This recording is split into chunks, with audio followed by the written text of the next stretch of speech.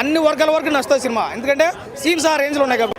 కానీ ఆ కాన్సెప్ట్ ప్రకారం అయితే సెట్ అయింది అండ్ విలన్ లాగా బాగా చేశారు.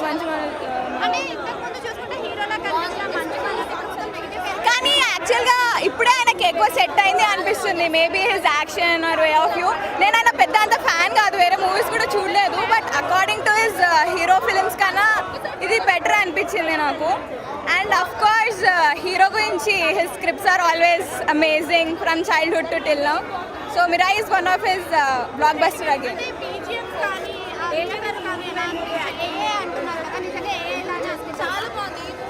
అంటే ఇంకా పాయింట్ ఆఫ్ వ్యూ, ఎవరి పాయింట్ ఆఫ్ వ్యూ వాళ్ళది. ఫ్యాన్స్కి అనిపించవచ్చు, లేదు అంటే అనిపించకపోవచ్చు.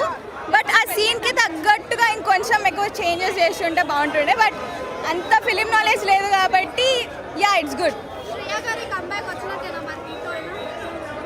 She was so graceful actually. Comeback కాదా we can't say, but Shreya appearance కానీ చూపించడం కానీ and her way of portraying కానీ చాలా గ్రేస్ఫుల్గా ఉంది. మంచు ఫ్యామిలీలో ఓన్లీ మంచు మనోజే ఉన్నాడు, ఇంకొకళ్ళు లేరు, దగ్గర కూడా రారు. డెఫినెట్గా మంచు మనోజ్ మటుకు చాలా బాగా చేశాడు.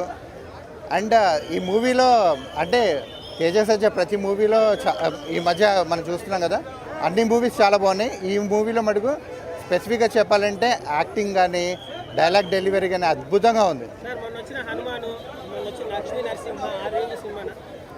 హనుమాన్లో లాస్ట్ ఎపిసోడ్లో భలే గూస్ బంప్స్ వస్తాయి కదా, ఇక్కడ కూడా అంతే. రాముడు మనకి అంటే ఫేస్ రివీల్ చేయరు కానీ రాముడు మాటలు అవి వచ్చినప్పుడు మటుకు అసలు థియేటర్ అంతా ఫైర్, అసలు అద్భుతంగా ఉంది. మనోళ్ళు చాలా బాగా చేస్తున్నారండి, ఫ్యూచర్ చాలా బాగుంది అండ్ చాలా బాగుంటుంది. బ్యాక్గ్రౌండ్ మ్యూజిక్ చాలా కొత్తగా ఉంది, మనమైతే ఎప్పుడు అలా చూడలేదు. అంటే ఇది తెలుగు మూవీలో అంటే మ్యూజిక్ డైరెక్టర్ ఎవరో తెలియదు కానీ చాలా బాగా చేశారు.